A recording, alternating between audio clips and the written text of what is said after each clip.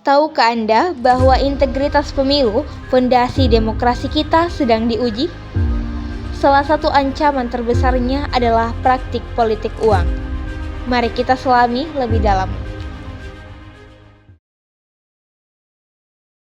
Pernahkah kamu melihatnya? Iya, pernah. Ini di lingkungan sekitar kakak. Itu hal lumrah, tapi sebenarnya tidak boleh.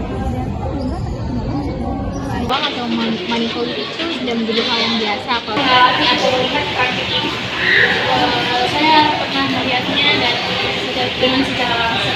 Itu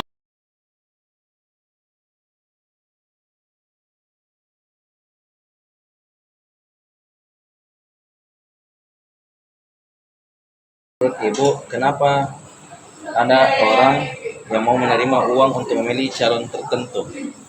Karena janji-janjinya belum tentu ditepati. Kalau dikasih uang itu kan secara langsung sudah ada di depan mata. imbal materi dalam menentukan pilihan politik. Jujur, kalau dari saya itu ekonomi yang paling yang penting kita di dunia politik itu adalah ekonomi. Menerima imbalan materi dalam menentukan pilihan politiknya. Jadi yang paling pertama sih yang paling umum itu dari kondisi ekonomi, Kak. Jadi kan banyak juga orang yang butuh uang.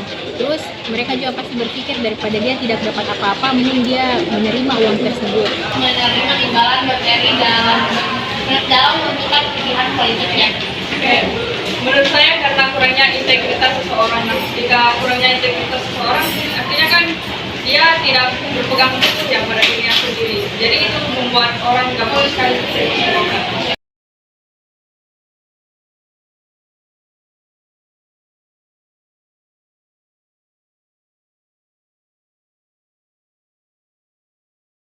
Saja yang mahasiswa lakukan untuk melawan politik uang dan menjaga pemilu tetap jujur?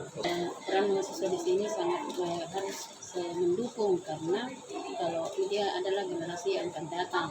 Menjaga integritas pemilu dari menolak praktik money politik, khususnya dalam menghadapi pemilu yang akan datang. Langkah konkretnya itu kalau dari saya banyak-banyak literasi tentang politik. Karena kalau kita sering-sering membaca tentang politik, kita pasti mengerti apa itu politik dan kita pasti tahu apa saja tentang pemilu dan menolak praktik politik uang, khususnya dalam menghadapi pemilu 2048 nanti. Kalau dari saya hal-hal kecil yang bisa dilakukan dari kita sebagai mahasiswa, contohnya itu kita diskusi sama teman kita tentang pentingnya pemilu yang jujur, atau ikut organisasi yang sama-sama mengawasi kegiatan pemilu.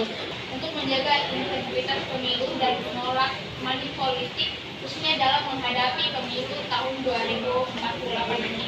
Mungkin langkah-langkahnya untuk kedepannya itu lebih banyaknya pembangunan atau pembangkitan bagi mahasiswa.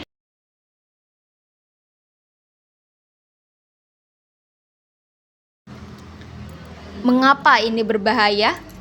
Karena suara kita menentukan pemimpin. Ketika suara dibeli, pemimpin yang terpilih mungkin bukan yang terbaik, melainkan yang paling banyak modal. Ironisnya, ada banyak alasan mengapa praktik ini diterima, mulai dari kebutuhan ekonomi hingga anggapan bahwa ini adalah hal yang lumrah.